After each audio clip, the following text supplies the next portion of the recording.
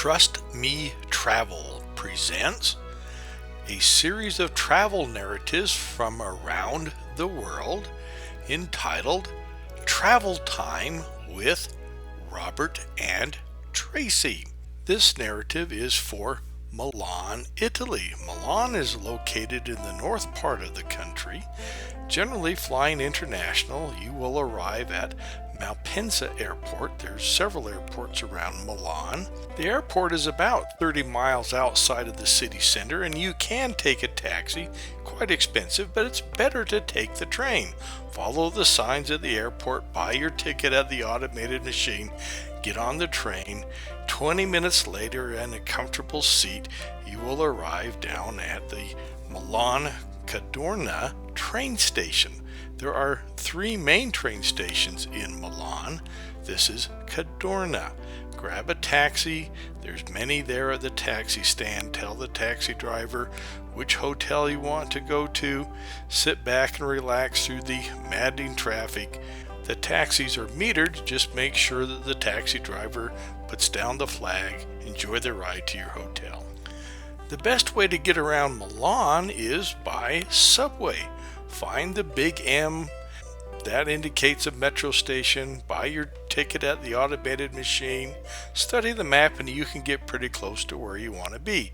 Today we're headed to see the Last Supper, Leonardo da Vinci's masterpiece. The actual painting is within the walls of a monastery. Back in Leonardo's time, the ruling family of Milan was the Sforza family. They hired him to paint an appropriate picture for a dining room scene in this monastery. It's a very popular venue, so you want to be sure you have tickets. The best way to do that is to buy them online before you get to Italy. We bought ours about 2 months in advance. Next to the monastery is this church. It's a fascinating little thing, but the whole reason to be there is to go see the Last Supper. And as you look at this, a little bit of history.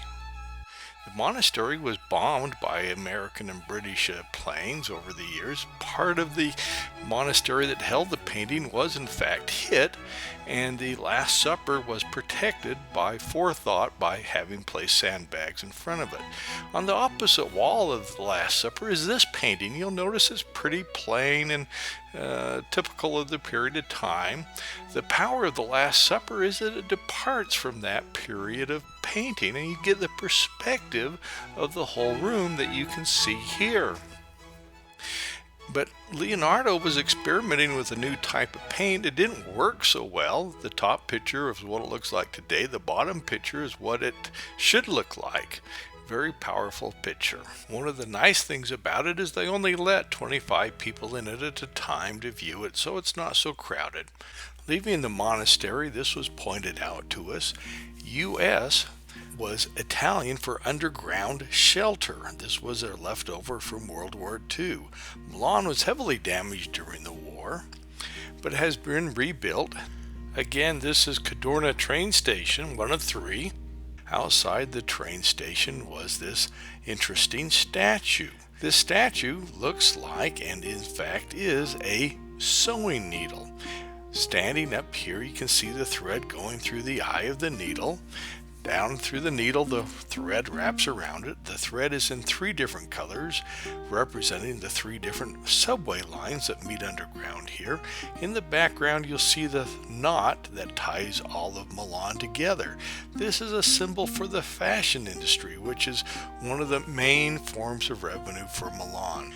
This is the Sforza Castle. The Sforza family ruled Milan during the Renaissance, and they were the chief sponsor for Leonardo da Vinci, who the Duke had brought over into Milan to help him decorate the castle.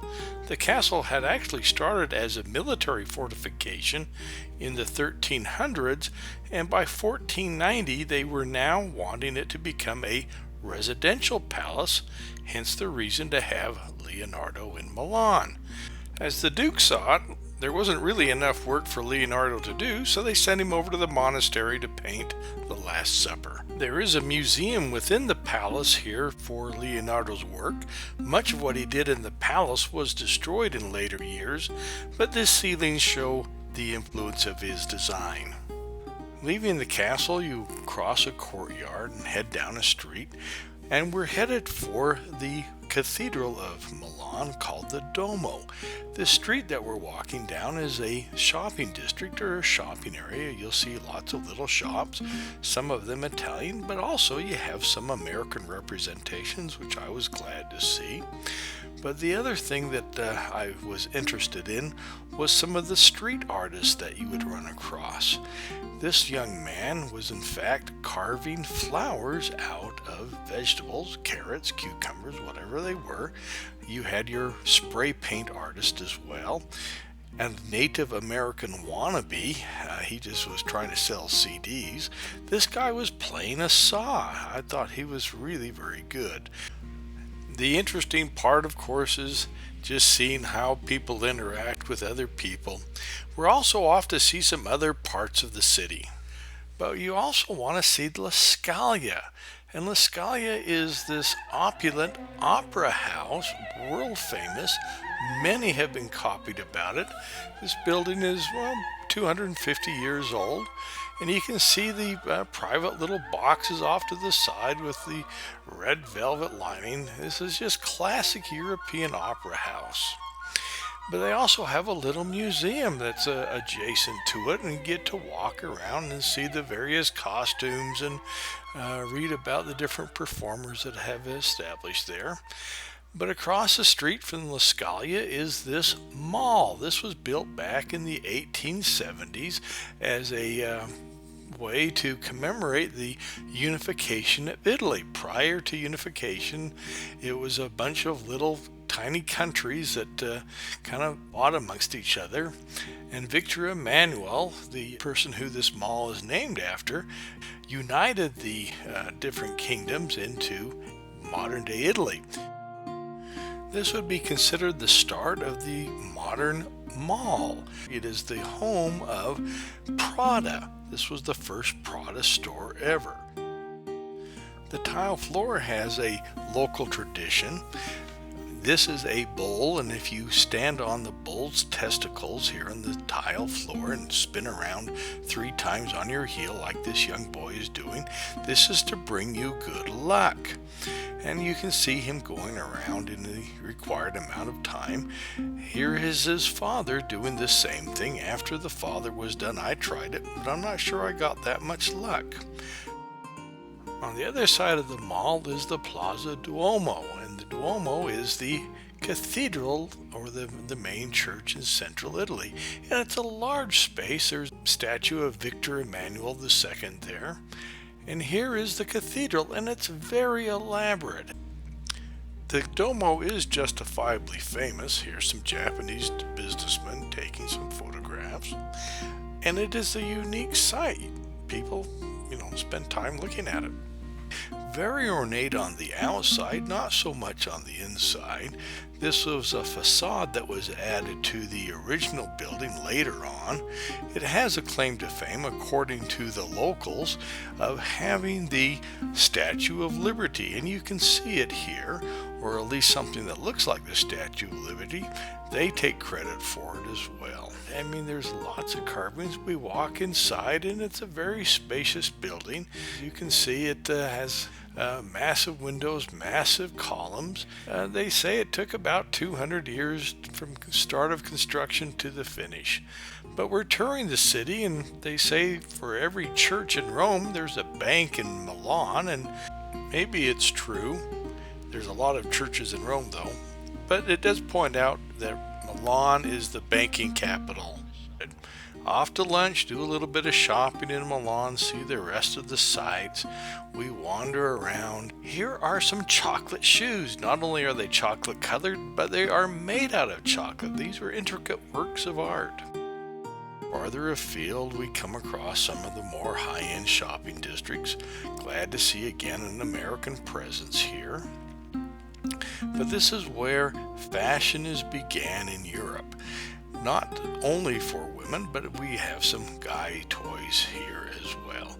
Not wanting to pay the prices in the stores, we go shopping in a discount house. Tracy buys some shoes, I get some Levi's, and we're all quite happy. Walking through the streets of Milan, we stumble upon this church, St. Sebastian. This was built in the 16th century as a way to thank God for the deliverance from the Black Plague. Different church, it was more like an oval dome rather than the conventional church shape. You can see the kind of gritty nature of Milan as well, and the military there to keep everybody in order. Down through the main shopping area, they do try to reduce congestion by these bicycles. The fashion district is actually quite large. It's these pedestrian type streets that extend maybe 5-6 blocks. There's two of them that parallel each other, and you can find all sorts of fashions, various shops that are, promoting their trades. And there are, of course, brand names that you'll recognize. There are a few American names. Well, Tiffany and Company certainly is one of them. But it's just fun to kind of window shop there. Returning back to the Duomo Square, we're looking for our subway stop. We say goodbye to Milan for this time. We'll return again fairly soon. As the sun sets, the Duomo, or the cathedral, kind of lightens up. Victor Emmanuel, of course, is cast into a shadow, and we find our subway sign, the Big M. Head down into the subway, wait for the train. Easiest way to travel in Europe, in any big city, is by subway. The next day we're off to Venice. We're going to take the high-speed train there. It's quite comfortable. But that's another time on Travel Time with Robert and Tracy, presented by Trust Me Travel. We have a large selection of travel videos on trustmewithtravel.com. So join us there, trustmewithtravel.com. Robert and Tracy wish you happy travels.